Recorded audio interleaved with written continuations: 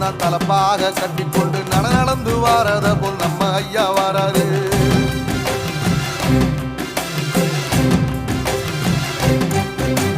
கர்ணன் கொடுத்தது என்ன, சீதக்காரி இறந்தது என்ன, ஐயா உசுறு வர அள்ளி அள்ளி தருவாரு. சாதி சாதிக்கு ஒரு சங்கம் வச்ச நாட்டுக்குள்ள எல்லா சாதிக்கு ஒரு கோயில் போல வராது.